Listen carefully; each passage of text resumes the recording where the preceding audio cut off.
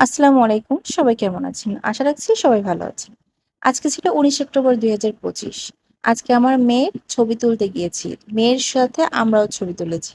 কারণ হলো আমার মেয়েকে স্কুলে ভর্তি করতে হবে এজন্য আমরা নৌবাহিনী স্কুলের ফর্ম কিনে নিয়ে এসেছি। তো এরপর আমি চলে গেলাম।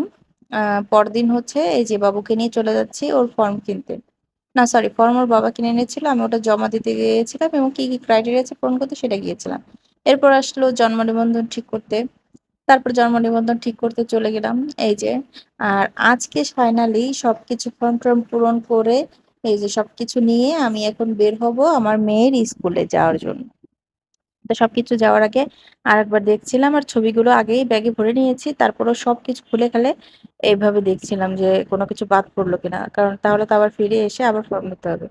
যাই হোক এইগুলা গুছাইতে তারপরে আমরা এখন চলে যাব হচ্ছে স্কুলে। এই যে আমি স্কুলে চলে এসেছি।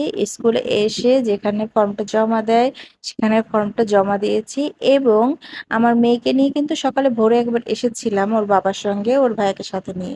বাট তখন আমাদের ঢুকতে দেয়নি কারণ ওখানে স্কুলে কিছু কাজ ছিল। অফিস কার্যক্রম শুরু হতে দেরি হবে তাই।